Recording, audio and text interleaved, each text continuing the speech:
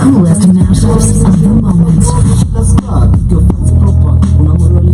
Kichonga limeza kazi libaki kwa fina mogoka simpa nioka hakuna task nioa na vile kujai kugongewa ni constant singola gopa kwanza kibusho sitaina saba from wine wawa squeeze na rosho with high kababa high kababa yedu aliye juu ndani ya cockpit ni kizilons tunani ana daima wada mwika saba za kuni take 7 shere seta mimi serereke kichele tele case of ngere mbele.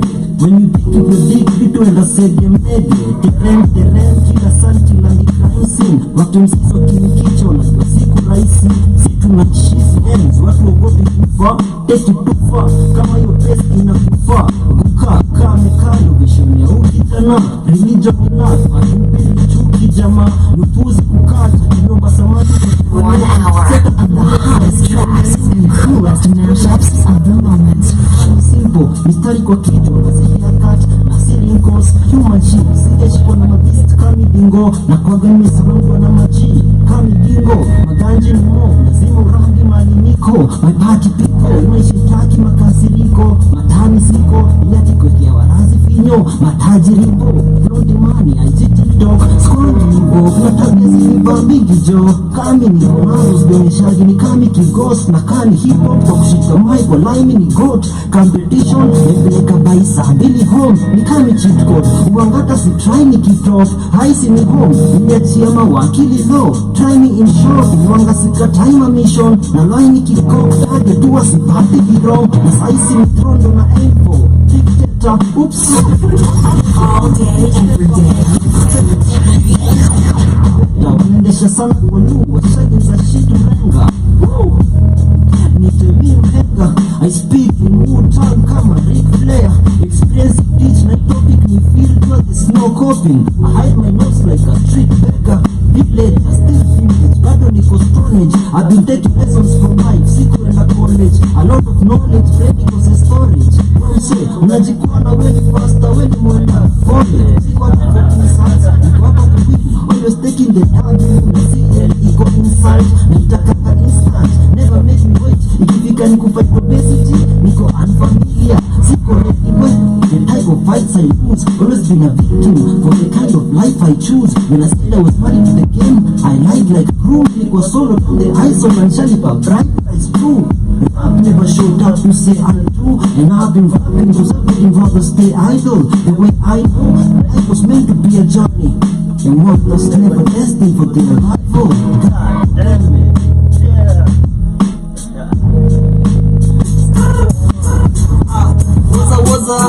Waza and my dick so bad Alo kwani bado janawo ni Maddoh hauna form Alo kwani bado janawo like yo ni EL to the VO ama bado janawo ni Maddoh hauna form tena Alo kwani bado janawo yo check it I'm the #1 lyricist the only one now wengine just mimicking it's been a minute I'm here now killing beats can't go hard naifanyaga easily kwa hizi streets utapata wezi ni mabist na kani beast na ni tegi yako nika snitch real shit wa kukupeana ni arif niko na issue na trust siezi basi di najifanyaga siezi fanya kama sijiski hapa si dental kenye naleta si feelings kani temptations when you try na hizi shillings zingine chorea kuna gonorea na syphilis na kamigi one man sitaji mbogi always nimejipin I'm Mr. Reloaded Nairobi na da wananiita mingori kuletanga punchlines na suwa mistari dondi pam boom nimepull that beast mode trigger on a rampage killing beats of niggas walisema rap ni ama hardcore get hard or get lost na flex cause my dick got bigger mistari naletanga ni concrete heavy shit delivery fire conky favorite MC wako megoya kucompete to kila bato mindo na on the ass naona kwaga kronki ikikamnipita kwaga ponti badman agwane na nepis what I don't give oh please ukileta ufala ni makofi hiza kukuupload hizi ni zile maasante za donkey alo kwani bado janawo ni Maddoh hauna form alo kwani bado hujanawo like yo ni EL to the VO ama bado hujanawo ni Maddoh hauna form tena alo kwani bado hujanawo yo check it wanasemanga EL to the VO rap trap ndo watege sikio kwa track ni wapeleke mbio kirusha verse wako ni wewe ni yo tumekuwa kama menace kwa street usikii kila beat Maddoh pewe yo shit on sadi nimepigwa sentence na chief order ilitoka kwa president akaipikwa DO noma nina kinda kende za fisi ile piece wajakoya kwa devil speak off kila second maunengeza beef hebu ambia MC wajitenge na miyo sijaivutanga mkia misika lulu na nikiwavutia mamkia sika tululu wanajigamba kuvutia mamshi kwa mbulu huku mina ngangana kuvutia madil za nguvu kile nafanya lazima tafika juju kuna vile mjitumanga dona nitazuzu Putin wake kwa roga katu juju kuwaburudisha state nikipanda ni manduru just cause when on the stage na mic na let aside I'm better than your best online invest kwa rhymes that's why beat na imess na style pole sana kama think mimi na waste my time guy I ain't stopping hadi usanii jipe our relationship is toxic misi pretend I'm the gift that keeps on giving lakini kuna vile mziki bado inipay all for passion na kueneza kipaji sitaiki sasa tenipate favor kiganji if not me then tendelezwa kizazi but sitai kuitrap nimesema siachi wanashangaa mwa relevant kiaje so garifik na elegant kiasi show wazi in my shoes hawezi fit juu MC ni msick with obesity na elephant ya alo kwani bado hujanawo ni Maddoh hauna form alo kwani bado hujanawo that yo ni EL to the VO ama bado hujanawo ni Maddoh hauna form tena alo kwani bado hujanawo that yo Elvo my dick so baby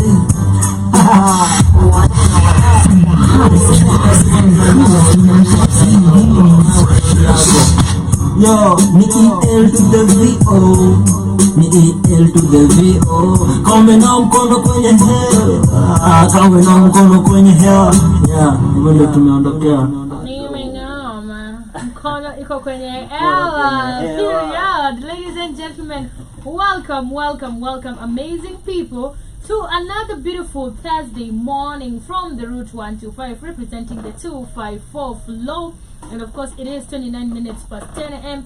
You're tuning in on the Vibe Show. I'm telling you, energy in the studio, it's amazing. We are having a good time and I hope you'll have an amazing time with us this morning. For those who are wondering why we are here on this Thursday, this early morning, because we are never on live every day, but when you see me live on YouTube or rather on the TV from where you are, on the radio from where you're listening to, just know we have a guest. And of course you're finding out who the guest is, why is he here, everything about the guest. And if you have a question, I'm telling you, this is the only chance you have, because these faces are rare to see. You see, utawapata tu siku moja, na ukiwapata siku moja, make sure you take in as much as you can. But welcome amazing people. They call me SHU the Money Plan. Shout out to everybody on TikTok. I see you have a lot of fans already. Oh my god. Yeah, shout out to Samurai Team.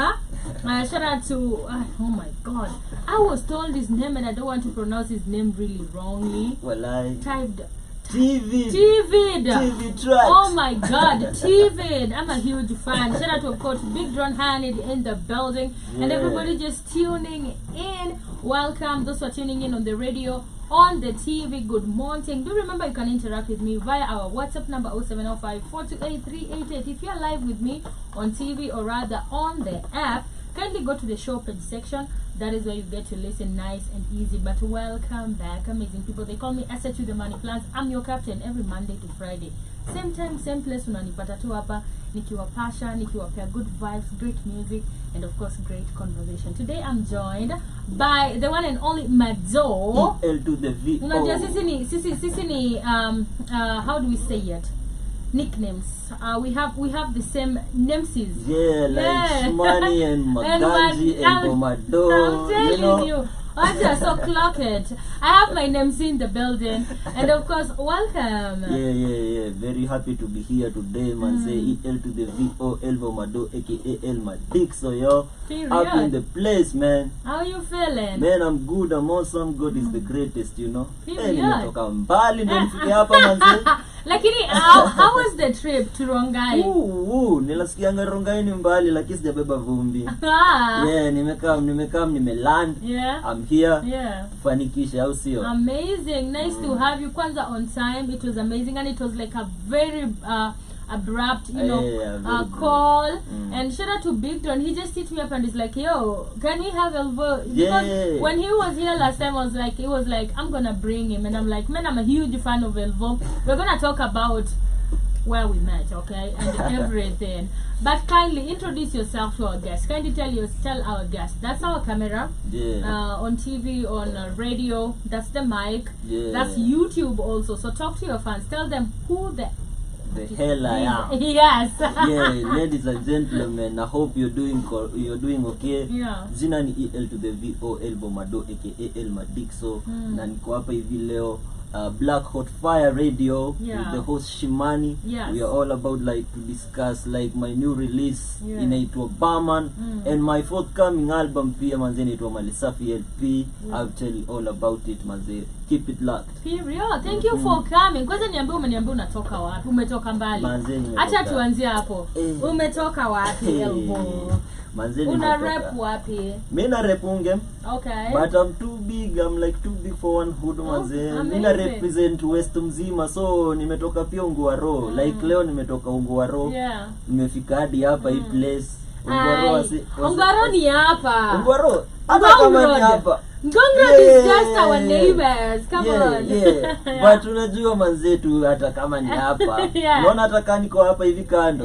Nikisema nakuja Rongai nasema yenyewe naenda mbali. You know, like Rongai ni mbali hata kama umetoka hapa kando. You get what I mean? Mbali bado. Yeah, but nimefika. Amazing man, thank you so much for coming. How is it over there? Tell me about how Ungwaro looks like, if you could describe. Ungwaro ni hood tu moja nimetulia. Yeah man, I think kuna manoma tu za ghetto, inakuaga ghetto. Yeah, but hiyo ndio inakuaga challenges. I think hata nakuaga na track inaitwa huku West. Nakuaga nime-highlight hizo mangori hapo. Yeah, but I think mambo tu itakuwa best, especially na time kasa hii venye mayouth wana get into like kupiga check out my leaders and wanna get into politics. So watu wata fight for their rights, na sisi kama artists pia tuna speak for the people, you get. Yeah, so place imechill. If it's the people are correct, you know. Ni easy to know matuza ghetto tu kadhaa, but we working on it. Amazing. Yeah man, we working on it. Amazing. Do you believe in this thing about, because you said kuna ngoma yako ya West, sindio? Yeah man. And then tuko West ama inaitwa huku West. Huku West, yes. Huku West, right? Yeah. Do you believe in this West side, East side rap, CG South side? Because Big Don was here and he was like, South side has no drill and stuff. So a lot of rappers just believe in this. I'm from the West, I'm from you see, first like your people have to like elevate you. Ndio wase wa kucheki. You get like charity begins at home. Your people have to elevate you first, because mimi siwezi come niimbe issues za Rongai na sija grow hood. I don't know this place, you get. But wewe unaweza kaa hivi ucheki venye na rap ya wase wa West na nasema issues zao, and then hadi nyinyi mtacheki like how it's going up there. Unacheki venye wase wa East wanadu, they are united, wana support wasanii wao, wana elevate and all. And we get to know about Islands hata bila kufika hapo. So as an artist I think unafaa kurep hood yako. Alafu unaelevatiwa una rep Nairobi. Alafu unaelevatiwa una rep Kenya. And then unaelevatiwa una rep Africa. You get like you go climbing the ladder. Amazing. But you have to start from home. Yeah. Hiyo ndio the grade 1. Okay, now one interesting question. What to say, man? Not me, okay? Because I'm a lover of music, okay? Yeah, man. And this one is interesting. What to say, man? Rap. Oh, you're an artist, right? Oh, yeah, and of course, I feel like a lot of rap in your music. I feel bars, I feel the flow. Yeah. I can actually say he's a very standard rapper, you know what I mean? Yeah, man. So, what to say, man? Oh, rap iko Islands. Rap started from Islands. Now, I think how does that make you feel as somebody who's from West? It doesn't make me feel any type of way, you know, like, yeah, tuna appreciate it came from like Dandora, like ukiangalia Kalamashaka and all the uko fulani click, yeah, ilianzia east, ikakaa mi side yetu, yeah, but ni lazima ianzie mahali, you get, like it goes elevating, it goes yani growing, like hip hop, na imefika area yetu, na tumeiembrace, and we are representing for hip hop right now, man. Yeah.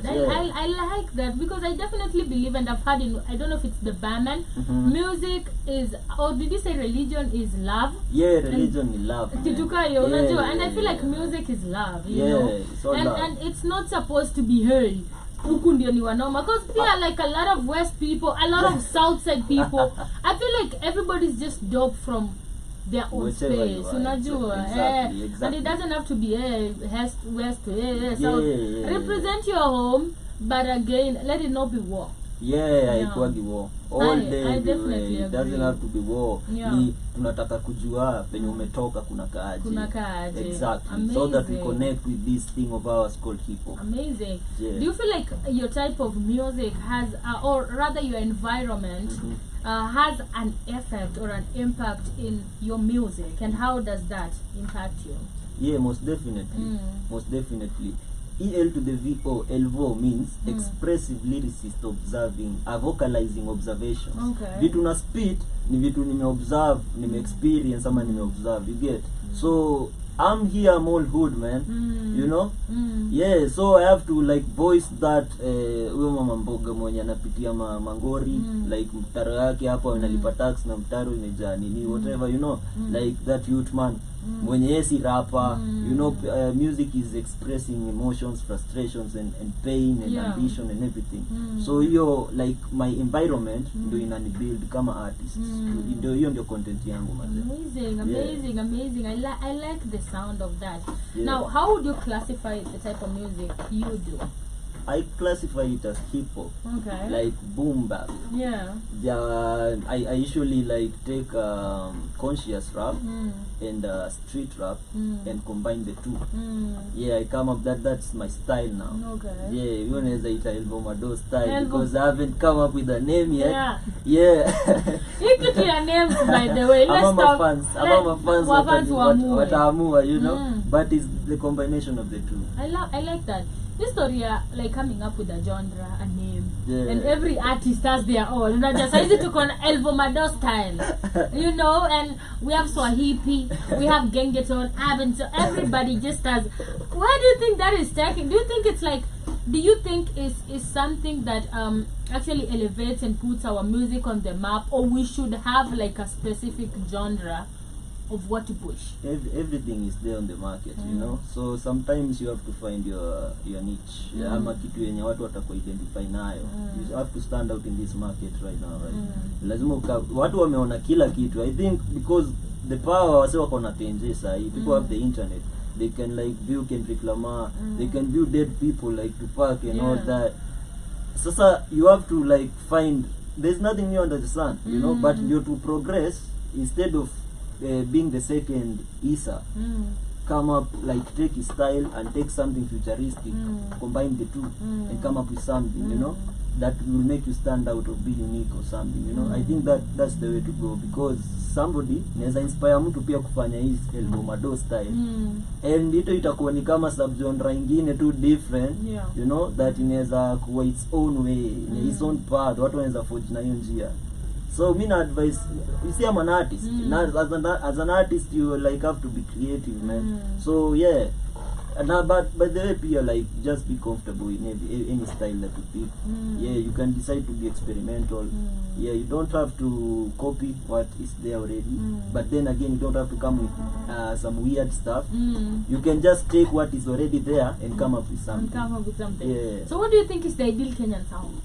Kenya, we don't have. I don't think Kenya iko na a specific sound. Well, there's the Mugithi, the Ohangla, the Benga. You see, Kenya is a multicultural state. Yeah. Kuna very different cultures. Tumekuwa pamoja na iboda ndio tunaita hii country yetu Kenya. So ni ngumu sana kusema tuko na sound moja because we are very different as a people. We speak different languages, we have different accents. You know, hawezi tell accent ya Kenya. Yeah. You know, like venye kuna Nigerian accent hapa Tanzania. Yeah. So hatuwezi kuwa na like one sound. Yeah, so sound yetu iko what we know. Yeah, what we know ya nini Kenya, like unagia tu akiongea Sheng, you know huyu ni mse wa Nairobi, huyu akiongea huyu ni mse wa Coast. Ndio kikamna like I'm working on an album hapo, kuna track nyingine like ni drill, nimeput my nigga nearly 254 yo roga na nini na Kiluya. You get, so ukipata kitu kaa hiyo unapata yeah, that's Kenya. You get, so hiyo ndio like sound yetu, our culture. Yeah, our sound. Do you think us having different sounds, like being versatile, because like when you listen to like Tanzania, just know, man, just get at rap, I'll just know this is Tanzania, like this is bongo, like they have that bongo, you know. When you go to South Africa, they have Afro, they have Amapiano. When you go to Nigeria, they have Afrobeat, you know. And then we come down to Kenya, we have versatile sounds. Do you think that puts it on a high space on the map internationally, or like it is actually a barrier? I don't think it's a barrier. In our to find a way to elevate our diversity, to package, then we are, because kila msana anaweza shine, you know, like tunaweza chukua nini ya Coast na tuelevate sisi wote kama Kenya, you know, like that's our sound. We embrace, like tusiitenge, you know, like it's very hard for like Coast musicians to hit up in Nairobi because of how they sing or how they sound, or same way goes to like hata wasio Kambani ama wasio Nax whatever, you know, but they are big in their region. So imagine tukiweza wa embrace as a country, you know, inaweza kuwa great, inaweza kuwa crazy. So it's up to us as a people who back muziki yenye iko rooted na nini yetu, like you know this is Kenya, you know, hata ukisikiza na everything you just know this is Kenya.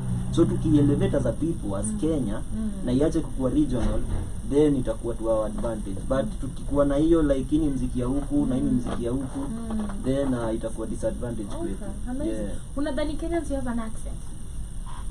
That's why I said we don't have an accent. Imagine we do. I like, okay, check it. Like there's somebody who's, let me give you an example. There's somebody who's not from Kenya, right? Yeah. And then they'll be like, that's a Kenyan accent. I was shocked too, because I'm like, we have, yeah, like we've even discussed about it. I've shared podcasts where they say, that's a Kenyan, and I never knew we had an accent. Like, because Nigeria is very seeable. You can just be like, actually, that's a Nigerian, you know, and stuff. I just didn't know that Kenyan we have an accent, literally. Yeah, hata mimi sijika Kenya kwa sababu like listen, hata tusiende mbali. Uganda akiongea hapa, tunaweza weka comedian hapa nimwambie imitate Uganda. Si ndio? Imitate Uganda. See ati somebody from a sub tribe in Uganda, a Ugandan. You know, niambie wewe hapa ni imitate Mtanzania. I can imitate a Tanzania. You get? But nikwambia hapa imitate Kenyan, you'll have to come maybe uongekaa Kiluya hivi ama Kikale ama you know, like you have to go to this like you as a see people. Whatever you're saying, that's Kenya. Whatever. like that's super Kenya. Like they actually make jokes, if you didn't know, that we like mixing. Venye naeza sema this is Kenyan. You see, venye naeza sema, and then I switch to English. Oh like, the language. And then there's a way that we just imagine they can tell, like a person who's outside Kenyan can tell that we have an accent. Inaweza kuwa true. Maybe unaweza pata maybe Uganda pia wanasemanga tuna accent. You know, you get. Maybe sometimes you don't know. We don't know. Sisi kazi venye tunajijua, maybe we don't know. Maybe the outside world can tell us. Amazing. Tell me about the journey of music. How is it so far? So far so good. So far so good. Tumekuwa tukingangana, man. I'm looking forward to, like, this is gonna be a big year because we're gonna drop, like, I'm gonna launch my debut album. Malisafi LP. Imekuwa jani. I think it's my 11th year in the industry. Damn. Yeah, I can tell. I could tell. You know why I could tell? Because you first and foremost, for those who don't know, I met him at a battle.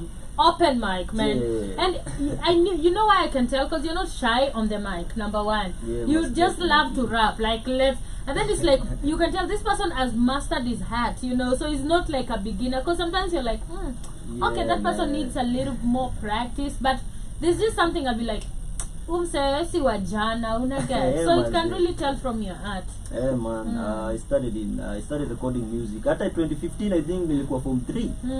Yeah, so that's my first time on studio. Kumekuwa na challenges kibao. I think like my main issue imekuwa ni ganji, but you just come and find a way. I've done projects. A lot of projects. Kusema like 2022 I dropped my first mixtape, ilikuwa collaborative na bro wa mimi anaitwa Kaisar. Shout out to Kaisar. Ilikuwa inaitwa Bad Company 1, 17 tracks in it. 2023 I dropped an EP, a solo EP manze, like track 1 to track last. Hapo umecheza ngoma inaitwa Bado Janawo. Hello kwani Bado Janawo. Oh, that's in the EP. Yeah, it is Amazing. in the EP. Inaitwa My Dictionary EP. It was 7 tracks. I did it in 2023. 2024 I launched a mixtape. Inaitwa 23 Jump Street. Yeah, 23 is the hood I come from. Yeah. Kangemi. You know, but obviously niliongelea kuhusu Kangemi na bado nikaongelelea side ya West. Kuna track inaitwa huku West, maybe we'll get to play it next. Mafans wataisikia. I was rapping the west side, like niambia wasepe nimetoka and all. I was distributing the tape like online. Yeah, ile kuuza ile, you know, like back in the day tulikuwa tunasambaza ma CD and stuff. Yeah, nowadays tunasambaza na email, unaget mzee unamuzia then unamsendia file na email. 2025 then I got to like drop Bad Company 2. Yeah, unakumbuka Bad Company 1 yes. drop like 2022. 2025 nime drop Bad Company 2 na Kaisar. I dropped another mixtape inaitwa KRB The Refix. That killed it better. Yani nimechukua my instrumentals that was say man, I did crazy stuff out there man. Watu wanapoenda wacheki, kuna ma freestyle zingine crazy. You know, freestyle is my thing man. Yeah, so in this year 2026 ndio I'm looking now to drop my debut album inaitwa Mali Safi LP. Itakuwa very collaborative. Amazing. Yeah manze. And yeah, we're looking forward to it man. Amazing. What are some of the, of course you've talked about finance being one of the biggest challenge. Would you mind sharing maybe in the 11 years, what are some of the other challenges? Mainly nakuwaga hiyo financial. But I think pia like times change, you know, like times change. Kama venye mimi nilianza mziki, social media haikuwa that big. Watu walikuwa wanaenda kurap kwa streets, you get. But now something flipped up, I think around ile time ya COVID. People are now online man. Hata mimi nili take time to catch up, but nime catch up now. And that's why I'm working on an album. I think pia like hiyo change ku realize that it's not just about talent. Sahi ni mambo na PR, marketing, all that, you know. So yeah, I think pia hiyo kwa literate na venye industry inaenda ni challenge na affecting vijana wengi ghetto, kwa sababu wase bado wanafikiria tu ni kurap, you know. Sahi ni all about like packaging your craft and selling it to the right people, the right audience. Yeah, yani kuna structures za ya kumanuva hii game. Yeah, and that people need to learn about it. Amazing. I like the fact that you talked about that. I always feel like old heads, man, they don't know how to but they don't know how to move on. Like just I don't know if it's moving on. Maybe that's the right time I can get right now. But like things are not done the old age right now. You know, like the way you talked about people used to sell CDs. I've seen I was in a PR meeting for an old OG, like somebody who was very famous OG, I won't call the name. Man, and I was in his PR team, and we were still thinking about, which I think still works. I feel like it's just a mixture of both. But be also open-minded to what is working now, you know. And we were distributing flashes kwa Mamat. Oh man, you know, because like mat is also still a culture, you know. So kama ni the whole album, because he's doing like an album promotion. He put all his songs on the flash, and then I'm like, apart from that, you need radio, you know. You need marketing, you need to do promotional videos, you need to there's a lot of things and you have to adjust that's just how it is, but wanakuwaga stuck like yeah, a lot of like people you can't fight the future, man. You can't fight the future. Lazima ujue njia za kuadapt na venye times zina change, venye industry inaenda, and learn your way to adapt, catch up. Or utaachwa nyuma manze. Hakuna like other mafans sahi mafans wamechange, man. Generation ina shift, muziki ina change, ina some different. You know, you have to know how to like move with time. Amazing. Yeah. Amazing. What would you change right now if you are given a chance? Elvo, you have to change something about music scene or the hip hop scene. Man, that's a tough one, man. Like if I think one thing, but I think itakuwa more than one. Okay, give like me a few. Tukianzia hata tukianzia like kwanza mimi ni mzee wa kutetesha gavamba. Yeah, wanafaa like you know, they should do more in terms of like kwanza organizing the CMOs, hiyo revenue collection, equal like ni serious stuff pia, na wase pia kututetea pia huko mbele, like pia hizi ni za distribution ziache kutufinya in terms of kutupatia hizo. Unapata distribution wanachukua like 90% wanakupatia 10. You know, in your own country, you know, wana collect ganji pia taxes na hawapati wasanii kichele. That's bad thing, you know. Wanafaa pia invest in terms of like kama sahi nasikia sahi kwenda CBD kushoot imeanza kukua like you know, watakuwa wanacharge and they are not doing much to support the artists, you know, as a government. So pia unachekio ni place nyingine wanafaa change. Also corporates, they need to do more in terms of investing in raw talent, you know. Kukuwe na kama unacheki venye wanafanya na futra hizi stories za chapadimba nini, wanafaa wako na do, you know, these are people that they have money na this money is coming from us, so they should give back to the community in terms of elevating talents, supporting talents in the hood, because the more wasanii wanaingia into art and more watu wana employment. Kenya is not all about like wameenda chuo na ma certificate, haziwezi tosha hizo jobs. Watu wanafaa pia tap into what people can do, content creators, dancers, graffiti artists, you know, not just rappers. Exactly. You know, and then as a hip hop community now, one thing I can change ni kwambia like people should like easy events za zamani zinafaa zirudi, you know, like where sahi kwenda show imekuwa ni tricky because logistics, so watu wanaweka entrance and all, so unapata msiako mtaani anafikiria vya atakula, anaona manze kutoa hiyo tawa ama hiyo tambili kwenda show inakuwa tricky. So unapata maybe hiyo ni opportunity angeenda network na wase, you know, like si tulipatana aje, tupatana kwa show, you know, kama singe kamio show probably leo singekuwa hapa, so wase kitambo walikuwa wanapatana kwa shows kama hizo, na in a way na feel like zimekuwa zikididimia of late, you know, because watu wameenda online sana.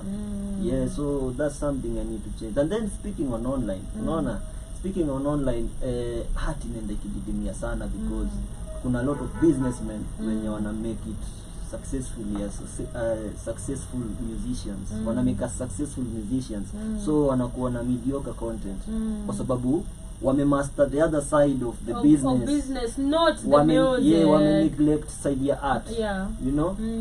Man, so what's the only thing inaweza change ni pia sewa art will raise game out. Man, ama kukuwe na wase wenye watu of opportunities ya real artist pia ndio hiyo culture isipotee. I feel like, which I definitely feel like it's supposed to be a conversation. There's supposed to be like standardization of what is supposed to be selling out there. Because if we just have everybody the way umeisema, very true, we'll have mediocre music on top. And then ask somebody, uliza to anybody from, I was listening to this video. This guy was shown a map of a flag of Kenya. Akaulizwa, this is a bad joke. Akaulizwa, which country is this? Akasema Bangtits. Okay, because it's next to Bangkok. Which now I was reading the comments like, what would have happened? And then I was like, probably nilengo siaka. Because like I started reading the comments, I was just like, what? Then nasema huyu aliona siaka pahali. Unajua, and then I'm thinking about somebody who has never heard of Kenyan music, and I'm not saying that song is not bad, you know, but I'm saying that song has trended because there's tits. Yeah, they speak, you know. they speak, Yeah, and it's gone international because shorties are now like, let's go, you know, tell shit.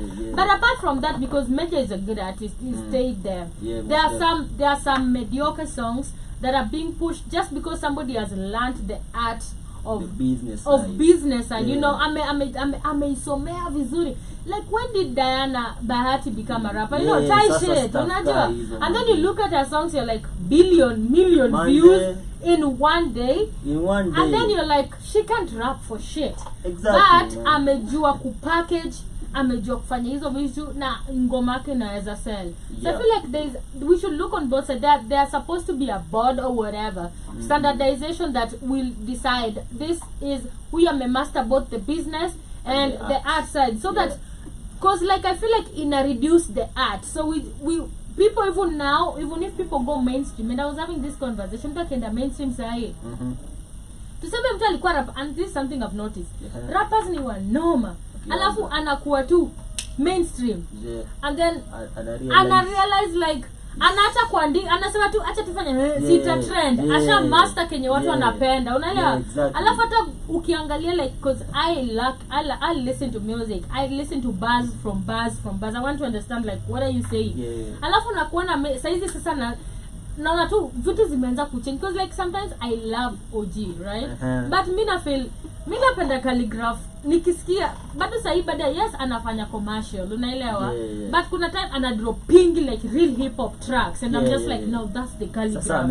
Unajua that's the, I'm a breeder, because I look at breeder like sometimes niko like sikumbuki ngoma ya breeder last year, even his EP, but when ilikuwa ina trend watu wanajam, but niko like this is hii ngoma tutasikia tu this year but haitabaki. But nikirudi back to breeder wa kitamba kirap niko like man, ilikuwa naona there is some sort of, I could feel his bars, I could feel his music, and I could say like that's it, which is actually nice that you talked about that. Man, and I feel like hata pia like wanisaka hao wanaweza do more in terms of ku protect art side, unaget, kwa sababu ndio walienda hapo kao na rap, unaget, and then wana find that kuna ways ya kufanya hii maneuver, but ufai kuishi hapo the whole time. Pata kichele yako, invest on some other stuff and then find a way of how tunaweza fanya mafans ama real artist kike huko nje, like unaweza rap na bado make dough, you get, because tunapata pia the artist wana comfortable sana hapo juu. Ume realize like you don't have to go hard, you don't have to drop bars, so you just be sitting comfortable out there, man. So unapata ukifanya hiyo standard, like you don't have to do real art for you to make money. Unapata those who do real art na wako chini like we advance your culture ya mediocre huko, get, and you're sitting comfortable on it. So unafika level flani, be like, man, I'll be like doing some real art, so that mafans wenye nimesha capture, unajua pia mafans unapakuwa panga. I agree. But ukipata like mse ameenda kwa system ni tufanye mediocre music, and then anafanya mediocre music alafu ana get comfortable, it's not advancing the art. I agree. Na make it too difficult for the people who have not made it yet to the top. I definitely so unapata hadi sahi hadi wase wako chini itabaki wamefanya mediocre music na hata hit because like when unasikiza ni wenye uko juu, unajua. And then like mimi nilianza kukusikia ukiwa like nilikuwa nataka kusikia real art, that's why I fucked with you, unajua. And it's possible because we've seen people like Kendrick who have always never changed their art. We've seen J. Cole who have and they've maintained it on top, like when they drop it everybody's waiting, you know. Kanye West, like people I can drop to you because like yo, and they've never changed their style. You don't have to be you don't have to change name after already umeshaipata. You don't have to be Lil Uzi Vert or somebody. Yes, they exist, not bad, but you know what I mean. Manze. Exactly. Which I agree. Bama. Bama. Tell me about that. Bama. Now you see vitu tulikuwa tumeongea like hapo earlier, nilikuwa nimesema aje like old school heads kuna venye mnafanya muziki, you have to learn ways of doing music, na nika realize sisi kwa street tuna rap sana. Now you see wase wameshalishwa mainstream music design, you have to approach music in a different way. So like nilikuwa naona like I'm putting too much bars in a track, and I need to like advance my way of doing music to put some emotions, some melodies in it, so that msiote anaweza sikiza hata mwenye pendi rap unaget but then siwezi acha wase wangu wa hip hop because they are my day ones they are the reason I'm rapping right now you get so Barman is a section like itakuwa kama series hii ni Barman 1 there's gonna be Barman 2 3 4 even you know hiyo itakuwa like I'm all buzz out there man so kwa fan wangu mnapenda buzz this is gonna be like your section amazing and then I'll be like doing some other type of music kama is getting singers on it you know some mainstream music pia because it's a business at the end of the day but that one part that you cannot forget the art and your core fan base so you have to have something for them to keep coming or looking forward to amazing na hiyo ndio Barman series for me amazing I love it it's your latest song that's my latest song I think it's just 2 weeks old yeah how is how are people receiving it my clique man you know like me I don't know something about me ni mafans wangu wengi by the way wamekuwa ni rappers ama rappers wenye waja make it yet because you get to shows and mna connect you know you support each other mna vitiane so I felt like how do I receive well unajua pia art juu mafans wanachukua Kenya wanafidiwa na Kenya inafidiwa sasa hivi a lot of that mediocre so unapata wenye wanafanya real art ina safa sana unaona mtu akiona this too much for him and I skip you know so but iko na core audience na sasa mimi ni responsibility yangu kama artist nifanye grow so for me reception imekuwa ni what I expected na I think bado tunaweza endelea kuwapatia until join community to grow we cannot give up on real art because it's not getting like reception it deserves up to us as artists to find a way to make it work. I definitely agree let's listen to failed rapper this got me and then we come and talk about why a failed rapper that's 1 hour of the hottest tracks and coolest mashups of the moment. I like the guitar.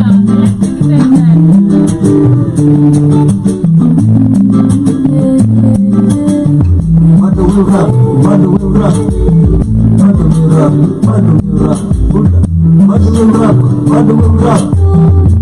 Yeah, nigga. Kwenye ile harakati ya kutafuta cheda faster bado kuepukana na ita ya field rapper ni kismat aspect rich man hizi taja na dusina mimi odds ziko against rapper just another boy from the hood with a big dream na pray to God nisijelose nataka victory nipa sisi na shukuru yote nizazima uski ikutrust process ni kama ya try kwa kila mdi seriously stories as begin on the same chapter the people born with Kenya unatafuta check on the hands and see kama utakuta future when it gets dark you gotta believe that utakuta mediocre living your dream but the people faking hata ile ngumu lazima ni try better than regretting nilijikuwa mahali karibu ni break shit not giving up doesn't even mean that you'll make it but kama kawa misses kawa ni lazima ni pray lazima manzes like kupeleka italanta kwa crate as long as God ataniweka kama handle my shit it's a struggle out here hakuna that I see kila time before me complain vile sina shoes na maybe what the people will do after wasting the good back on my feet before me erase from history maybe you already did pressure msanii bado will rap yeah bado new rap wanauliza bado will rap I'm like yeah nigga bado nang'ang'ana bado will rap ati bado new rap buda bado will rap bado na rap I'm like yeah nigga still usikia tajana nimetoa ngoma na click na unajita fan wangu what you thinking iko na 10 views still 5 of them me lipstick status yenu nimekoma meme kings it's funny I'm a rapper turned marketer with a new release according to the society vile new needs my kids is streets kucheka with a new ideas it is what it is it's what a genius is made of producer na ngoma zangu imejia mtini maybe ni confident crash akamua ni still niko na shooting na cam your location ni mimi bado director bado editor msanii ni lipi but say that you fuck hard fuck out it's never easy busy working hard, if you're not smart. Yeah, a stranger on me like what's up? Before my classmate with 2 kids and a nice job. What? I'm in a race against time. I'm in a race against why? I'm in a race against I. Saw myself in the future, man. That should be me. Your purpose in life is what you believe in. So kill a time before you complain. Till they see my shoes. I mean, what the people will do if they wasting me go. Back on my feet, informal lyrics from history. Maybe you already did. Pressure, sunny. Maddoh will rap. Maddoh will rap. Yeah. Maddoh will rap. Maddoh will rap. Maddoh is a Maddoh will rap. Maddoh will rap. I'm like, yeah, nigga. Maddoh na banana. Maddoh will rap. Maddoh will rap. I take Maddoh will rap. Maddoh will rap. Maddoh will rap. Maddoh will rap. I'm like, yeah, nigga. They go fake rapper. Fake rapper. Nataka kuwa fake rapper. I wanna be a fake rapper. Yeah. 1 hour of the hottest tracks and coolest mashups of the moment. Welcome back, amazing people. That is a failed rapper by the one and only Elvo Maddoh playing on your speakers this morning. How we're feeling? Shout out to everybody on our listening stream, on TikTok, on radio, on TV, on YouTube. Wagwan, kindly ask us which questions, or rather send me which questions you'd want me to ask our artist Elvo Maddoh in the building. Yeah, L to the VO, Elvo Maddoh, aka El Madixo, yo. Amazing. Where did the name come from? Elvo Maddoh, like, okay, hizo ni names mbili. Kuna Elvo, which is like my original name, okay. ID, hata ukinitumia mpepe unaweza confirm. Ni Elvin ama Elvo? Elvis. Oh. So Elvis, unaweza isema Elvo, you get? Yeah. And now Maddoh, of course, mean crazy money, you know, like crazy money. But originality yake, we met in a rap battle, right? So mimi nimekuwa nikipiga rap battles ever since before. Hata hiyo ndio ilini get into hip hop, like una get venye unaweza rap. Waso sema wewe ni mnoma. Wewe ni mnoma kushinda huyu. Alafu ikuwe like sasa mgoe to it, so you know you have to like mdisiane. So mimi kuna msee alikuwa ananitanga kijana madis. And out of the madis ndio nilicrafting Madix. So my day one people kutoka hadi chuo wananitaga Madix. So venye tu Elvis ilikamingika kuwa Elvo, ndivyo Madix ilikamingika kuwa Maddoh. So Elvo Maddoh is the name right now. Amazing. I like that. This was a very personal song. Failed rapper. I can feel that. Oh, maybe I feel it because I know what is happening, okay? But tell me about that. Venye tu nimekishow manze, my most fans wanakuwa the rappers na pia wenye pia wame fail, you know, as rappers. Your song I came up with it after hapo hivyo, ukiona hapo mwisho nasemanga a stranger on my back ananipat, alafu napata ni former classmate with 2 kids and a nice job. You get like una feel your pressure, like me all this time nimekuwa nikirap. Wewe umeendelea na live bana, you made it, man. Like kuna hiyo pressure ya kufeel, hey, is this thing gonna work, you know. Hiyo ndio ilikuwa inspiration behind the song. So my way ni kuchukua hiyo pain as an artist, kuchukua hiyo pain na kutry guide. I'm guiding the pain for you not to give up. Nikisema so kila time before ni complain vile sina shoes, na maybe what a cripple will do apewe hizi miguu. Back on my feet before me raise from history. You get, because if you give up on rap, nobody remembers number 2. You know, you're gonna be raised from history, man. So you cannot give up right now. Amazing. Don't end up as a failed rapper. Whatever it takes, do whatever it takes to win. This is something like really deep, because I can zinanikazia mimi na wasanii wengine wengi, and I can do something about it. Then you didn't give up. You know, you are advancing. You're advancing the game. Literally. That's what I'm talking about. I definitely agree. Now let's talk about it, okay? Now just explaining the root of failed rappers. And I have conversations, and what hurts me is this. Like I see like really talented artists, because on the radio as a media personnel, I've been on media, I think this is my 5th year. And I've worked for different radio stations. And when I am there, and an artist is so good, like super standard artist. Yeah. Nadi ukimwambia kuja interview, they are struggling even to get that fare. You know, they're struggling even what they're gonna eat. Even how is he gonna go to the studio? How is he gonna shoot even a video? You know, how is he gonna get a good phone to even shoot like a promotional video? It's a lot of struggle. You know, and then unapata after some time, some of them leave it. They're like, Checky, I've tried, because they eat 10 years. They're like, what is happening? You know, what is happening? They have to question themselves, and they're like, man, am I gonna drop it? Some drop, right? Some drop, not all of them. And I find most of them don't drop. Most of them don't drop. Mostly wakishagonga hiyo 10 years, like ameshagonga 7-8. Ako like, what am I dropping it for? You know, like, is this even because like I feel like deep down when I feel like this is their purpose in life, unajua? And then I go like, nikiacha niende hiyo 9 to 5. Unajua, I'm going just to waste all my 8 years, you know, that I invested in the thing that I genuinely love. Because for you to stay for 10 years, you have to love this thing, man. Kuna mwenye najaribu 1 year anasema hata ilipi. Wacha, lakini ukiona mtu anagonga 10 bro na baadaye hit. This is somebody that loves this thing from the core. You know, and stuff like that. And it hurts me. Some drop, some don't. And then if they don't drop it, right, they're termed as failed rapper. You know, and inauma deep down because umeka kila kitu. Unajua, you give, and then you're not even a mediocre rapper. Because unaangalia mainstream rap, uko like, man, these people can beat these people, or mainstream music. Like, okay, kwa battle rap, okay, head to head. Or like, without people deciding whatever, just let's look at the standardization of music. They're really dope, you know. And then now there's now that perspective, you're a failed rapper, and then now it gets to their head, now they become, oh, you're a failed person. They feel like Ako failed even in the society. You know, because you look at your age mates, whatever you say, you look at your age mates, you look at maisha mesonga, wako na watoto, wako na familia, wako stable, all. When am I gonna be there, you know? And then now it goes back to their mental health.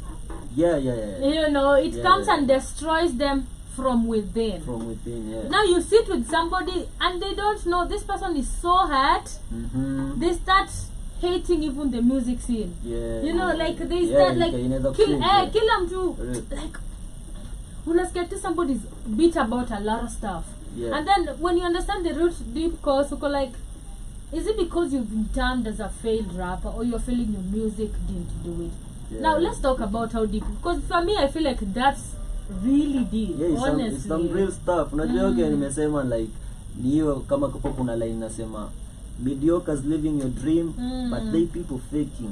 Hata iwe ngumu lazima ni try, ni better than regret. You see, there are a lot of people than they are successful out here, but they are not. So that shouldn't be a reason for you to quit because of other people, what you see, the pressure. Because we are living in the world of social media right now, and there are a lot of people who are faking it. Unashanga manzee ni mnoma na mwenye wasewa na impress ni mediocre. So unajua inakuwa part of the reason why people actually do quit. Unaona like wanaona nikaa this is not worthy. And people do quit, you get, but out of such kind of stuff. Na inakujanga ku affect baadaye, you know. Mimi naye in my case, manze nimeshindwa ku give up, man. Nikaa yani is like a talent, it's my purpose, man. Hata nikijaribu kuacha siwezi. Unarudi tu. Siwezi acha muziki. If mafanzo ikataa kunisikiza, I'll be singing for my grandkids. Niambie watu wangu vile nilikuwa mnoma, and I love videos to show them like angalia hapa nikiroga na Shimani kwa experience. You get what I mean? Like at the end of the day I feel like inaweza saidia sana wase, especially mentally. Inakuwa mostly wase wa decide up such kind of stuff. Hii ni journey yako. For some mtu anaweza piga freestyle moja na hit. Kuna wase wameomoka hivyo. But there are some people who have to like work for years and years and years and years. Also pia like wasanii wame make it, they should be showing the struggle part.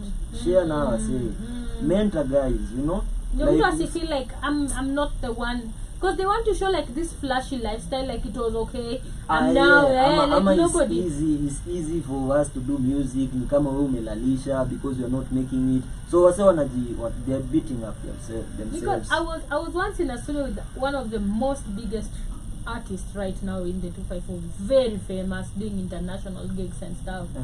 And alikuwa anafanya collab back then na some artists wenye walianza na wao wenye hawaku kuwa mainstream bado.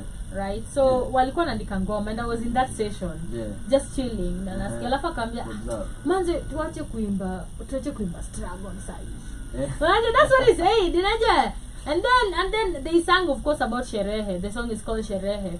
But alikuwa like struggle sana, una get to imbe at least something fun. And then it just got me thinking like, also you should also tell people, because at a mainstream there are also ups and downs, you know, that they face every day, you know. And they're supposed to embrace so that if somebody is down there, they just don't see they're alone, and everybody has their journey. And one thing I also appreciate that people don't also understand about how I say we hit once. One hit wonder, right? Anapanga moja na hit. The longevity in the game doesn't work.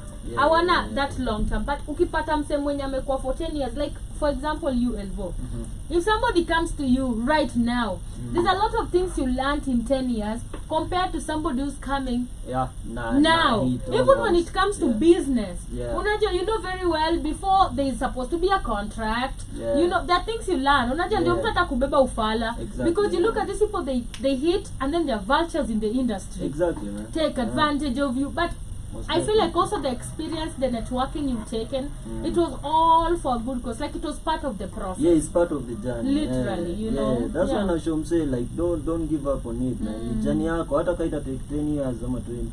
You just keep doing it. Like usiache life yako. Of course, if kama unaenda chuo, enda chuo. If you have some come in, kuna mambo wengi wameacha music because unapata familia now belly zimekuwa kama tatu unafaa kufeed. Na unajua pia muziki pia ina demand ganji. Exactly. You have to record, you have to use money, you have to invest even to promote. You have to invest in music. So is a reason why wase wengi wanaenda kuquit kwa hiyo pressure. But don't quit up if it's your passion, you know, because utafind mahali pengine penye utafeel your fulfillment. So keep doing it. Keep doing music. Because if you give up, manze, you'll be erased from history. Though kama umekelea kazi for 8 years and then you decide to quit, those 8 years zitaenda to forgotten. Those will be like 8 years of your wasted time. I definitely. Nobody remembers number 2. Nobody does remember number 2. And I like the fact that watu wasema hii lazima ifanye, man. Hakuna option nyingine. Wakifunga mbele tunaingia na nyuma. Tunaingia na dirisha. Tunangangana mpaka tufike. And then music pia iko na see, this is not just about rap. You see kama venye una sahi. There's a lot of things. Kuna mwingine anaweza ingia fashion. Kuna mwingine anaweza ona shida yangu ilikuwa kurecord. So anaweza ingia kwa biz atafute kichele, aekele into production house, or managing artists, or become a videographer. You know, like just don't like give up. Kuna kitu ilifanya ukaingia kwa hiyo usanii. Kama ilikulemea, then you learn something. Build from that. I agree. And also you're a vessel. You know, you're a vessel. You're a vessel to like people who don't have a sound. Exactly, man. You know, that's the essence of music. Exactly. Or even being artists. Me, I say my artists are gods. I always say that because they're creators. Exactly. You know, so that makes them a god. And for you to come and convince me Shmani on radio or Shmani outside, in your ngoma ucheze na nikali. It takes a lot. It takes the creative mastery. It takes a lot to convince somebody to listen to your shit and to say this is the shit and to agree hiki tu nikali. So you're a god in your own way. You're a creator, man. Exactly. Period. And let's talk about a little bit of what you love. Because you talk like you're passionate about music, okay? What do you love about the music? It's more than actually even it's more than just music. Me life yangu nakuaga map. You get the word map. Map means music, art, and poetry. I'm also like a very good sketch artist. I do that to support like my music. So you paint? I do paint mostly. Nakoga charcoal, I'm a charcoal artist mostly. And graffiti artist too. and also I'm a poet, a spoken word artist. Amazing. You know, of course. So yeah, makes sense. It's like it's very poetry. It's poetic. Yeah. Like me, like my mission is to bring all this together. Yeah. You know, all these crafts together, because there is a reason as to why nimeji identify na hizo. You know, it wasn't vitu nimegrow nazo tangu nikiwa mtoi, and as a kid you don't get to choose much. Inakuwaga tu subconsciously. Yeah. You feel like you love drawing, or you love rapping, you love poetry, and now you are like anything was a polymath or something. Yeah. So you have to find a way to like join. Hiyo ndio mission yangu sasa. I will join all these three together. Yeah, man. Yeah. And hiyo ndio that's my purpose in life, man. Amazing. Yeah, to paint the hata kila kitu naonanga tu kama art. That's why unapata kama barman sasa, it has a lot of punchlines, wordplays. I'm bending words. Hiyo mimi naonanga tu kama ni this is my canvas, I need to paint on it, you know. I just don't rap to rap. Yeah. Kurap unaweza rap anytime. I can freestyle right now, you know what I mean, but unaweza ifanya pia kama art. Paint that struggle, paint that ambition, you know, and voice it, give it a voice. How does it make you feel like a standard rapper, somebody who started from, hey, we start rapping from the streets, we a freestyle rapper. Let's use a freestyle rapper, because no, and please, artist, okay? It doesn't mean you're not a rapper if you're not freestyling. There are people who write, okay? And it's allowed, right? And then there's the authentic ones who freestyle like Elvo, Maddoh. And si wengi wako. Unaelewa, si wengi sana ni open mic freestyle rappers. Not all of them do that. And it's okay. And then now somebody who understands rap at the core, right? And then there are genres coming right now. What do you think about that? Like there's genres of hip hop a lot, and some people might actually say they have they ludified, you know, rap. You know. How does that make you feel as an OG? For me, unajua, I think in the beginning of the conversation tulisema you can't fight the future will change. Hizo vitu zenye zinaka mingi, they have their own fans, and generations are growing, whatever. Sasa inakuwaga tu like you should look on how you can blend in the future, so that tunaweza integrate hizi vitu mbili zikue like iko na authentic art, culture, na iko na hiyo commercial aspect of it, you know. But kuibash inaweza kuwa like unaweza kuwa unakasirika bure, because mafans watasikiza kile mafans watasikiza. You can't fight that, you know. And you cannot quit on it that useme sasa wewe umeacha muziki because people are listening to this, you know. You have just to find a way to blend in, and be authentic. Kama mimi pia unaweza nipata on drill beats. I have a lot of drill music. I have a lot of trap songs coming. Kuna track inaitwa Kismat hapo.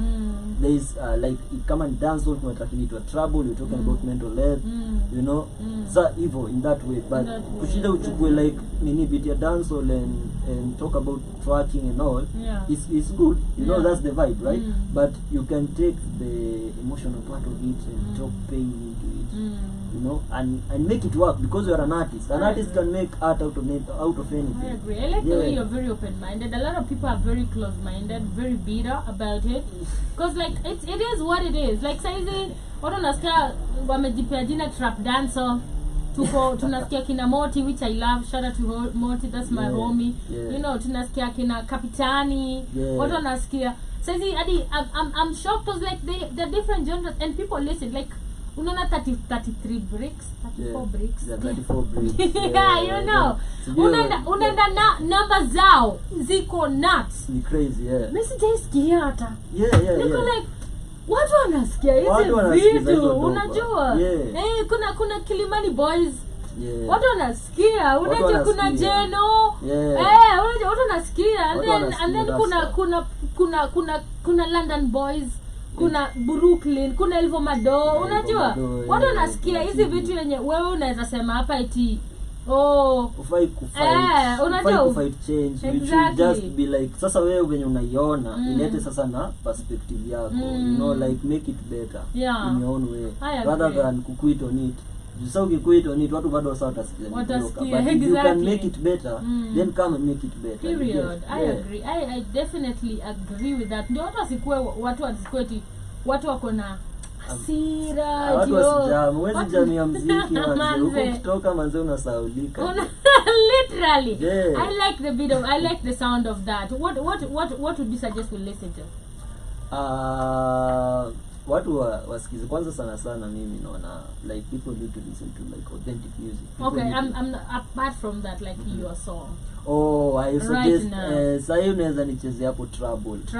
Yeah, amazing. Come with Trouble there, man. Amazing. Yeah, before I did something crazy on before we listen to, if Elvo wasn't a rapper, who would he be? An artist. An artist. I would be painting, Okay. doing graffitis, doing animation. Yeah. Have you ever pictured yourself outside artistry?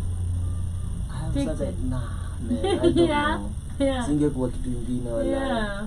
Maybe, I don't know, man. Yeah. Maybe ningefuata rules za mzee wangu wanakuwaga fundi. Okay. Maybe. I'm just saying maybe. But that's also art. Actually unajua, Yeah. ndio reason nilianza kudraw because I was seeing him. Unajua before hata uchore kabatikai Yeah. before we design. Yeah. So I was seeing him designing Exactly. And then he's drawing it, Yeah. right? My mom used to be like a nursery school teacher. Yeah. Ndio alinifunza pre-unit. Yeah. Shout out to my mom because ana watch. Yeah. Shout out to her. And my father would draw. Unajua sa nursery schools wanasomaga na charts. Unajua hiyo charts za A4 Yeah. And my father used to draw those charts for me. Sasa mimi nilikuwa kwa keja naona. That's how I fell in love with art. Yeah, ukienda chuo unataka kuchora. Exactly. Makes sense. So I don't know kama kuna kitu kingine mimi. But again ukiangalia fundi is an artist. Yes, because like they make art, unajua.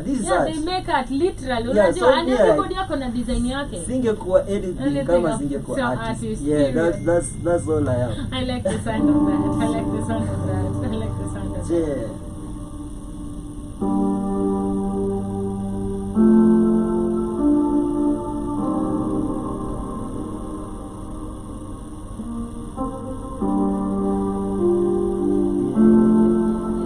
Sometimes unaruka nikifeel niko low, kuget China setting down. Sometimes you feel ni kama nakosa hopes, kuna masiku wenda wrong. Sometimes you feel ni kama imeniwahi, najitafuta sijipati, najaribu kujirelax na mamistari.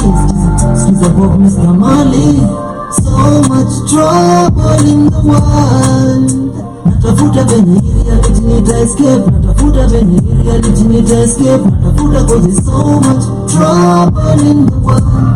Oh, natafuta venye reality nita escape, natafuta venye na hakuna venye. Labda ni postpone juu ka breathe out, feel so good when I'm confused like reality ni point of view.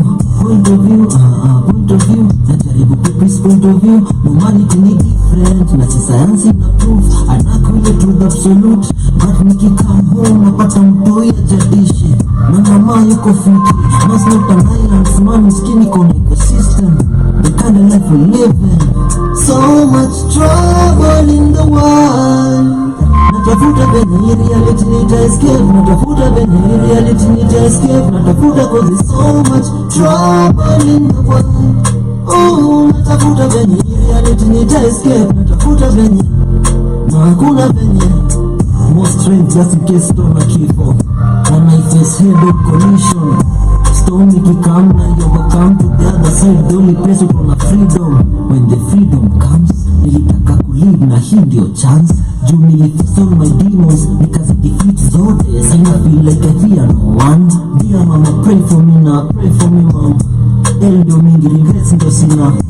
Destiny ilishaandikwa na journey ya life just sometimes unaruka nikifeel niko low, kuget China setting down. Sometimes you feel kama nakosa hopes, kuna masiku wenda wrong. Sometimes you feel kama imeniwahi, najitafuta sijipati, najaribu kujirelax na mamistari. Skiza pop Mr. Mali, so much trouble in the world. Natafuta venye reality nita escape, natafuta venye reality nita escape, natafuta cause there's so much trouble in the world. Oh, natafuta venye reality nita escape, natafuta venye na hakuna venye. After hizo mashida zote, acha tusikie kitu let's get trappy now, man. That's on the track.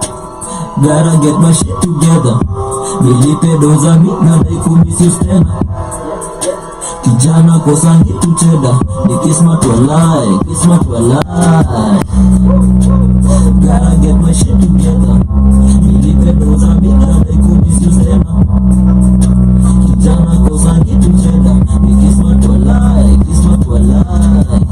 Kismat gani na ijipi, nita gani na ifiki. Ni smile gani ya ifiki. Inside hadi my feelings. Mabilo, yo, back to business as usual. Zote kishika wanaribika, mind your distance please. Zane kushikisha uswaifika, why you disturbing? Ninajeshi nipla nikaya hit la kuharibika. Still kwenye mapilika pilika za kuitisha deals, kulipa bills. On the move, misi static. Na mafunzo waziko street, always good. Strategic waves na rule na sita TV. Revolutions are not be televised. True but see tragic. See, ni wale wanatuliva lie. Ati kuimprove statistics. Gotta get my shit together. Nilipe doza mina daikumisi tena. Kijana kosa hitu cheda. Ni kismat walai, kismat walai. Gotta get my shit together. Nilipe doza mina daikumisi tena. Kijana kosa hitu cheda. Ni kismat walai, kismat walai.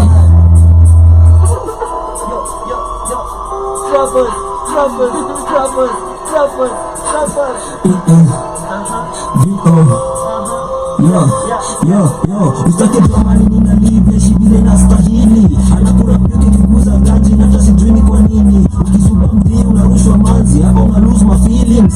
Kuuza teachings unafuzwa na discourse kwa nusu kwa kili. Tumatunga matri na kuta kwa wingi, kushmana ya bingi. Unatunga mamini kwa kumba za nyeni mdika mwa mafuta ya rimis. Na kukua addicted, mazeni ni mtakuwa wapiki. Niluga muna wanini, lizo wanafunga katika mabinti. Siwikeni tumba wanashangaa, ini pashigani ya ishi. Misichezi blues pia madera, na si kaskazini mashariki. Madelabu wapi mashabiki, reason rap kikazi ya ilipi. Misichezi blues, chichezani blues, lyrical hit drifting. Nene design wakani na ranke mamwezi fika zi. Kila track siu wakani anthem pile meshika streets. Kwenye just my hits, na tama pato meridhika please. Always getting the thing as leaked, just left tunawalisha shit. Gotta get my shit together. Nilipe doza mina daikumisi tena. Kijana kosa hitu cheda. Ni kismat walai, kismat walai. Gotta get my shit together. Doza mina daikumisi tena. Kijana kosa hitu cheda. Yeah, this for one. Movies, hey, haikuwa serious ya kupara tu. Luku deriba, kapit off na kipara juu. Labda locks ni kipara tu. Tukifurura tuko off bila parachute. Haikuwa serious ya kupara tu. Luku deriba, kapit off na kipara juu. Labda locks ni kipara tu. Tukifurura tuko off. Unaponitazama tu carefully, makosa kwa wanga hana ku perfectionist. Kwanza nikishika kalamu na karatasi, mawazo nazimwagaga ku record kimanch lunch na maju. Nikaanza points kama dodge pale balalu. Siku mzima ukitafuta za sapa tu, ikikosekana unafanikisha kama saa tatu. Hizi ni taa zimejaa tatu. Kukosekana kismat, kumekuwa na looks. Waliapa kukula haramu, kukosa namna wewe utageuka barafu. Juu ya mawe kama sanamu. The only time niko poa ni kwa salamu. Mara moja ukasirika bila sababu. Sini please take a shit far, buda saka lu. Mrogo kushangaa nizaanga gundu. Uwanga bari kudeshika zimejaa damu. Hapana uliza kauna jawabu, hakuna njini mengi. Imeli napozama lufu. No complaints, kaiko kanwa chiu. Lazim kuwashikwa na nistata tu. Kutiko kana takawa na proof. Wishi bambike na hiyo dishi mkaa unahuka. Haikuwa serious ya kupara tu. Luku deriba, kapit off na kipara juu. Labda locks ni kipara tu. Tukifurura tuko off bila parachute. Haikuwa serious ya kupara tu. Luku deriba, kapit off na kipara juu. labda box nikipara tu tukifungura tuko off. Maisha inataka madhafu na kukachora inside si kata tu, na hii si kata, you know it, I know it, what drives you ina mata tu. Locally mimi rapa tu, and probably nitaja kushika majuu. Songa na mi ukitaka, miss Pakistan na nazidisha mamuvu. No food kwa breaks kidishanga move, no food kwa breaks ikizanga move. Results nipaje nikishanga tu, sometimes kuko manifest ukishanga tu. Haters gon' hate kisi majabu, na wenye wivu tuwape hizi kambalu. Ile mithili ya Amazon, from the jungles to Pompeii, hizi kama zoom. If I complain sitaja tu, if I race ni dhabu. Pop the champagne kitishanga booth, sherehe na kibombe dishi starabu. Wanakuya vijana maduya kwa dumbaya, kwa tabera ya watachuzi. Tupe mic usitupe visu, Elvo sasi Elvisu. Haikuwa serious na kupara tu, luku deriba kabit off na kipara juu. Labda locks ni kipara tu, tukifungura tuko off bila parachute. Haikuwa serious na kupara tu, luku deriba kabit off na kipara juu. Labda locks ni kipara tu, tukifungura tuko off. Unaponitazama carefully, makosa mawanga hana ku perfectionist, kwanza nikishika kalamu na karatasi mawazo nazimwangaka tu. Break up kimanch na chinama juu, nitasa points kama dos pale balalu. Siku mzima ukitafuta za sapa tu, ikikosekana unaponipisa kama saa tatu. Haikuwa serious na kupara tu, luku deriba kabit off na kipara juu. 1 hour of the hottest tracks and coolest mashups of the moment. Haikuwa serious na kupara tu, luku deriba kabit off na kipara juu. Labda locks mi kipara du, tukipungura tuko off. Oh, amazing. Elvo like Joe playing on your speakers this morning with Pirate Sue. And of course, I played Kismet and Trouble over there. Shout out to everybody on our YouTube live. Shout out to God Will Warren. And that's my favorites. Of course, shout out to you. We have Big Drone Hanid. We have Tidy Track. We have Tidy Track. Oh my God. Tracks. TV. But shout out to TV Track, man. You end the main engineer on my upcoming album, Yeah, man. Like, amazing. yo, that's my homie, my bro. Shout out to TYVD. Amazing. Shout out to Big Drone as Yeah. well, man. Mm. After the Big Drone have made this possible too, man. Like, he has played a hand in this, man. Shout out to you, Shout bro. out to him. Doing Yeah. amazing. Talks highly about you. Yeah, And I can't man. wait. TVD is coming next. Ameshaniambia TVD amesema Shmani nakuja next. Sawa. Sawa. Nishakubali. The whole gang has to be here, man. Sawa, nishakubali basi. He's gonna be here next, and of course, will be an honor having him on the show. Yeah, most now, definitely. I have a question. Playlist yako. Yeah. Mwenye unasikia kwa simu, mwenye unasikia, who would people, which artist would people get shocked if they hear you listen to secretly? Secret? Yeah. Mwenye mtu anaweza kuwa shocked na Sema kunisikiza. unasikiaga. Oh my God. Benson. I wouldn't be shocked. You wouldn't be I shocked to wouldn't be listen shocked. to Benson. I I wouldn't think one be- of his like his album inaitwa inaitwaje? Soul something. Yeah. Yeah, he talks about a lot of weed in there, man. Yeah. Inafanyanga ananibambaga na hiyo vibe yake. Hiyo vibe yake ni nice. I love So I me. think is because he's a lot of music like singing and all. You Yeah. into very hardcore hip hop fan. Unajua hata ndio ufanye kitu lazima bado tu. Tell like, me go about that. from work. Who apart from Benson? Now let's talk about people.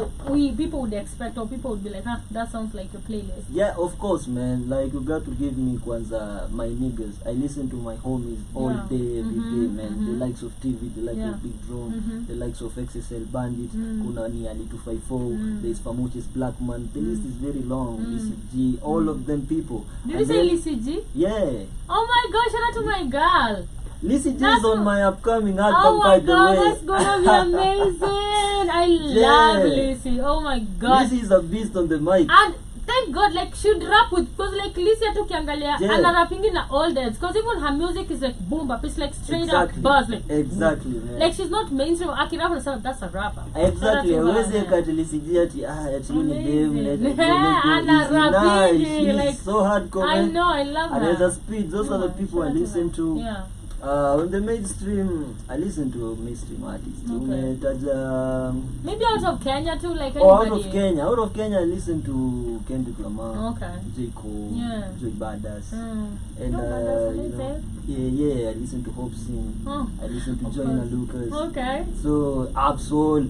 Hey, so mazone zake ni wasi hardcore rap. The creativity, you know, and and a lot of like OGs, akina Jay-Z, akina Nas.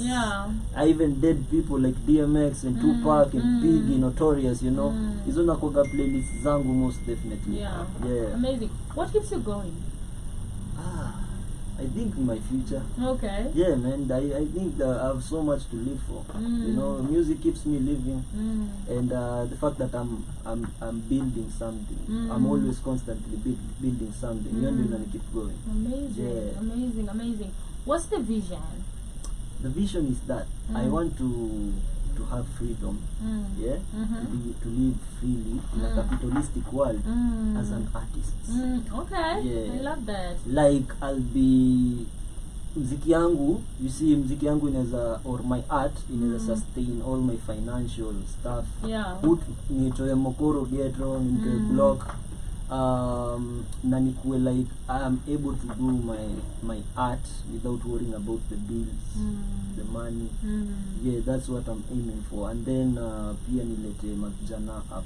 There's a lot of people I know in the hood when hata wengine wame quit music, and mimi fan wao, because I've told you like mimi fan wa wasinafanya nao muziki mostly, na kuna talent siwezi taka kuona zikiingia nyasi.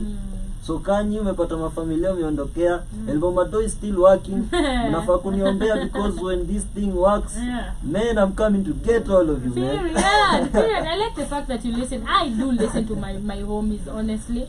I listen to my friends a lot. You should. Their music, and I think there's a family there, because for me I believe in collaborations a lot. I like the fact that you've done a collaborative album, mixtape and stuff like that. It's amazing, because you've gotten out of your space, you know, out of your comfort zone, and do that. I like that support, because like I feel like if you create that tribe for yourself, and it's within people who are on the same lane, there's just a lot of support. Like if I post, I always see this with my friends, or if I post something, there's gonna be reposts.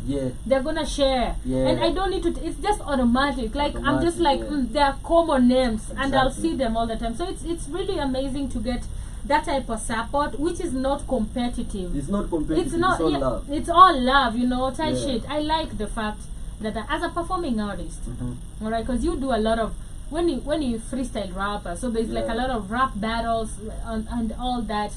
Have you ever, maybe right now you might not, but maybe you get anxiety or some sort of fear before?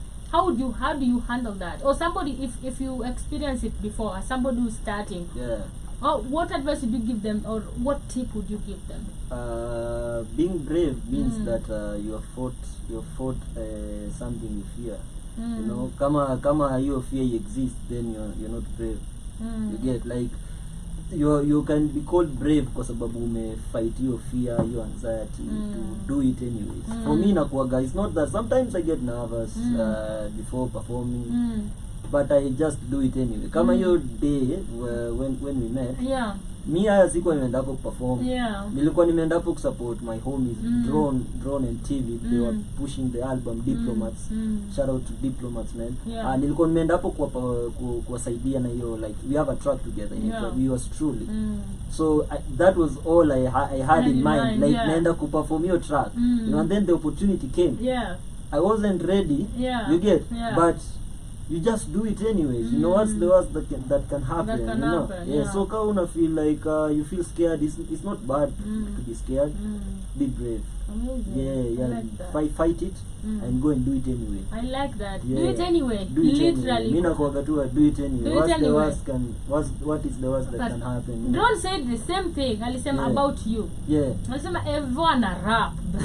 Like anakwanga to rap to manze. To rap. Man. Let's just rap. And you said it, and it's not even and I was like, man, that's why I liked, because you're not scared of endo hii mic. Like manze tuende. Kwani what's the worst that can happen? What's the worst that can? Unajua manze unaweza fika hapo leo upate utaipata another chance ya kuperform. So utabaki na regrets, and regrets are the worst things that can happen to you. So eri uifanye uifail, uende hapo uchoke, maneno zikatai kutoka, but you did it. You did the best, your level best, man. You did something, you know. Agree. Yeah.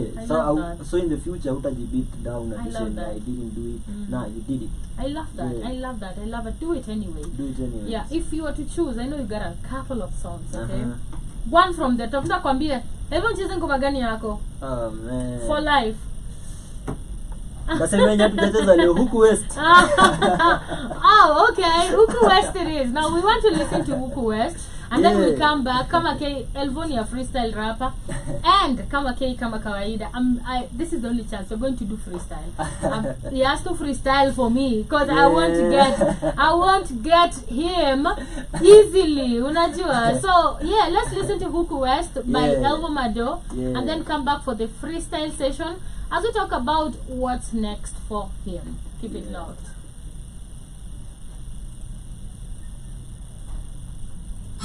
1 hour of the hottest tracks and coolest mashups of the moment.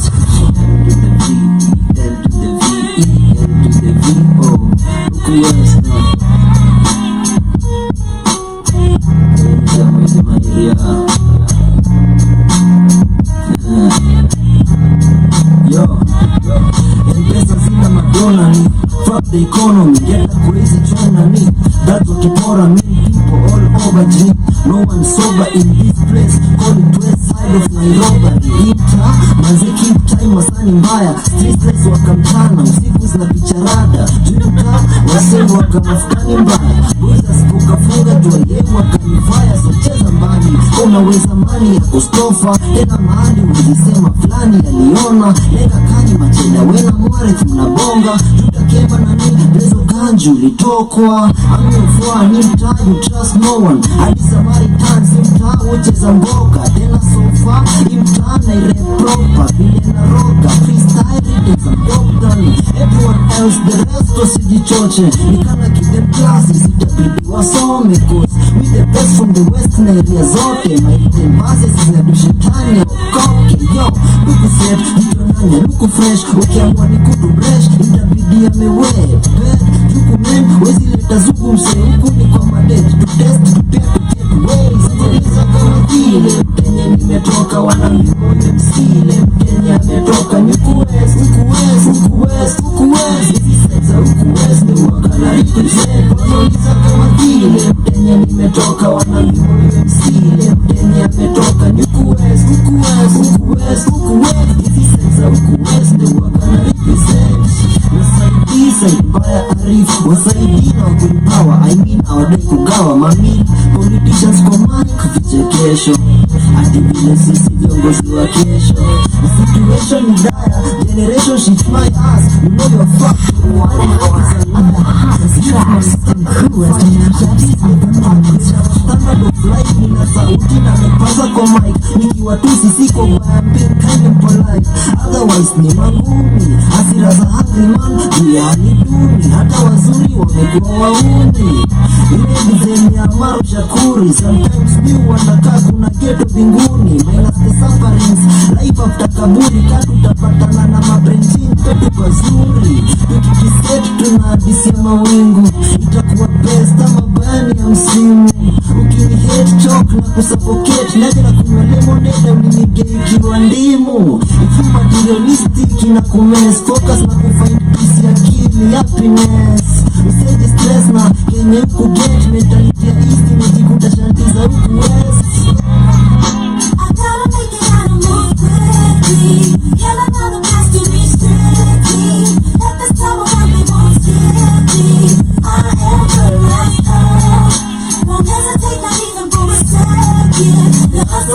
on the next station. I'm on the front line of my dignity. I am the master. Anyway, Uko West is about the West lifestyle. I've had a lot of stuff about West. And I've never been. I know the West Side. I know Gong Road. You know, a little bit of that West Side. Yeah, I never been. Napita. No, Napitaga too. Yeah, Napitaga. But I have homies from there. Shout out to Chloe, man. Shout out to her. And I have 444. Bramsey. Yeah, the one that did. Bramsey. The one that went at his event. Point 11. Like Bramsey himself. The producer is from Kibera. So yeah. Like, I have homies and they're really cool people. So I know West Side for life, you know.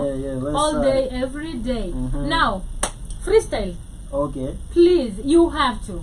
Literally. I've been waiting. Nilikuwa nangoja tu time, man. Najua itakuwa noma. So I'm going to play for you a beat. Maybe to switch 2 beats. And then, let's just see what we can do about that. Man, all day, every day, man. Period. What do you say? Is you time to be awards? Just freestyle. Okay, sorry. We can do the word thing. Word play it is. I like that. Let's start from freestyle and then we'll throw the word.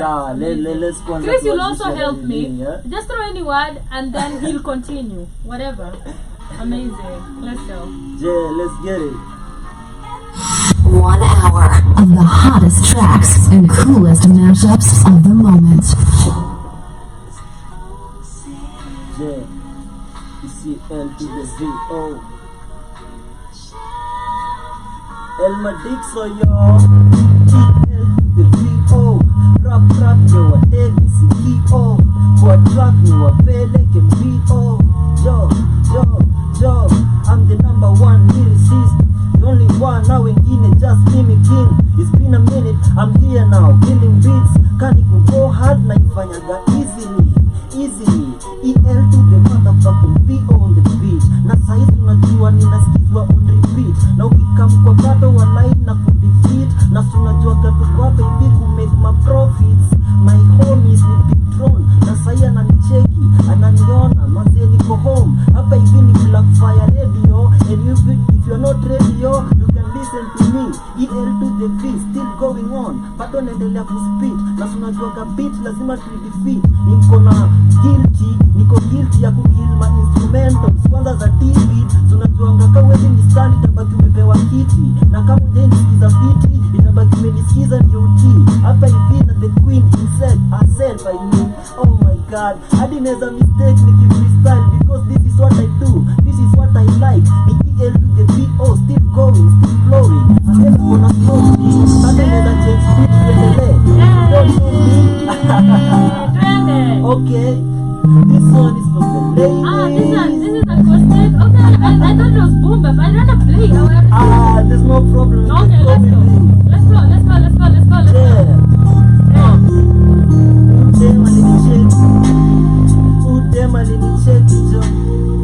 Udema alinicheki akachanganikiwa. Kijana mtanashati na anachana milista. Washadi mashabi kata kama mi sister. Nitakuwa nikamkuta utaka na mi sister. Na umesimama utaka na insist ma. Effort zangu wasikupatana na resistance. She's beautiful. When I look at her, she smiles at me. I'm like, I feel so cool. And I feel so good. Adikani kwa vibaya, I feel ni gani za improve. Then I'm taking the moves. Na manashimani a smile. I just smile for a while. And this is crazy or lie. It makes me feel like I'm high. Nikani na fly, nimeta in the sky.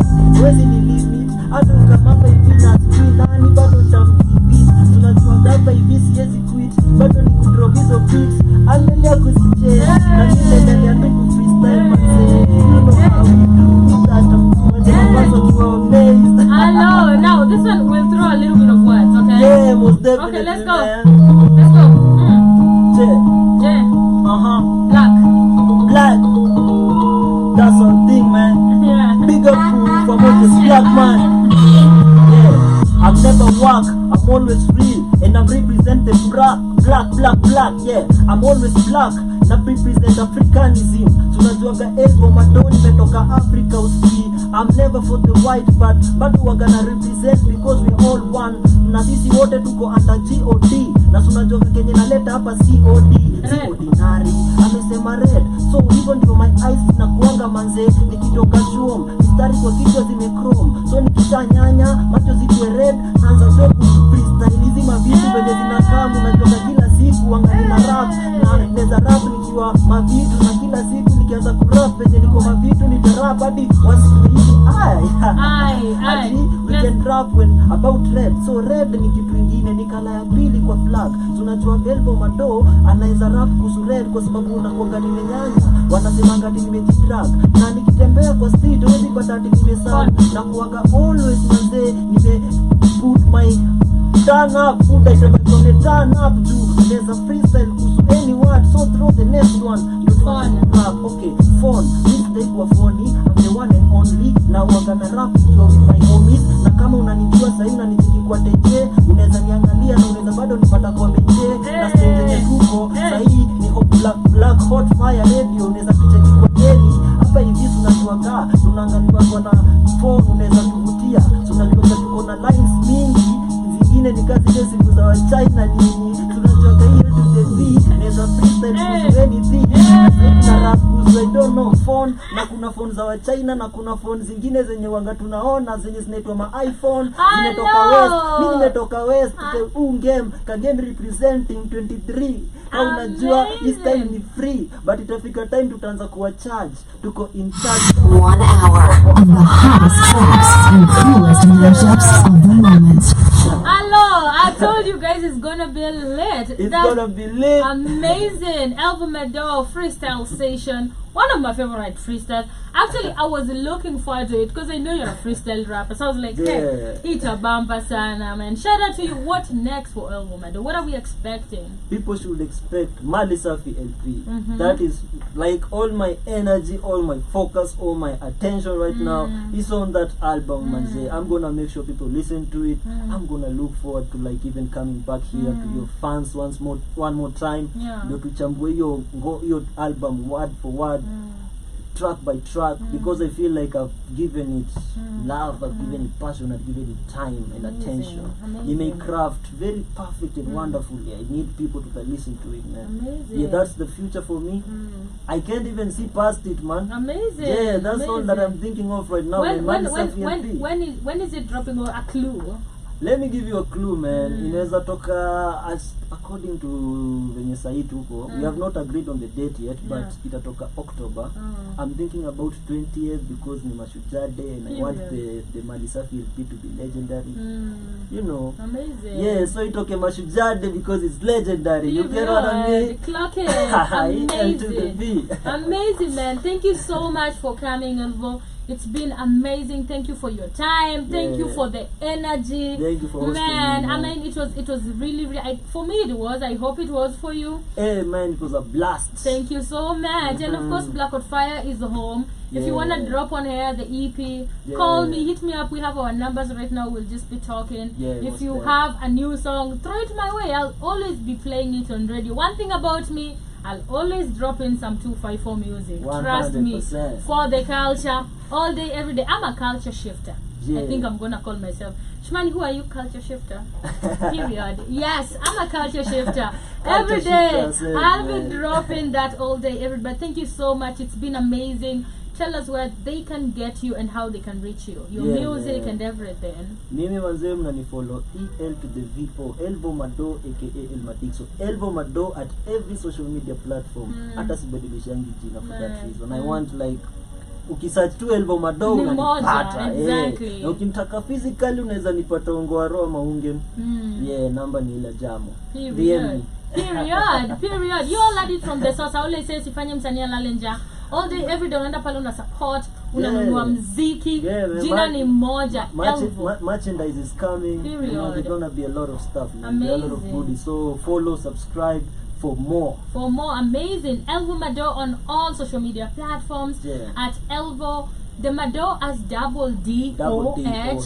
So make sure you go and check it out. Now, shout out to everybody who has been with us. We had Samurain who said they got of rap in KE. We have TV who say always proud, keep doing what you do, G. And Asama Tuko on TYP always. We have Big Don who say how are you? Shout out to Elvo, the real MC. We have TV and Asama Shmani na come interview next. Sawa. And then we have Godwill Warren and Asama my favorite. akapeana pale a lot of fire emojis, somebody saying best rapper alive. Mwingine pia anasema I'm at work but the boss has to listen to Elvo. Shout out to you, and of course a lot of fire emojis over there. But thank you guys so much for those who have tuned in. That is our time right about now. But kindly join Joby as she comes in with the Pan-African Bless.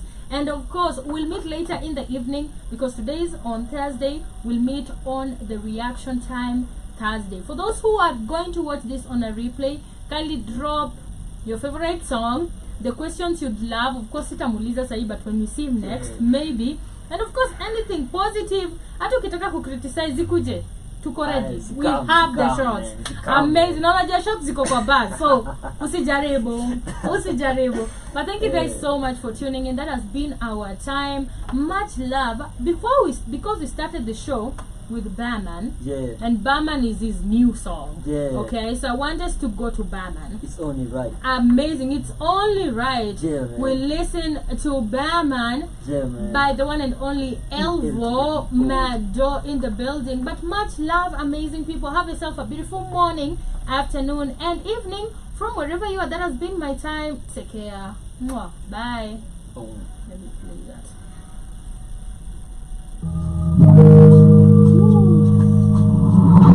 1 hour of the hottest tracks and coolest mashups of the moment.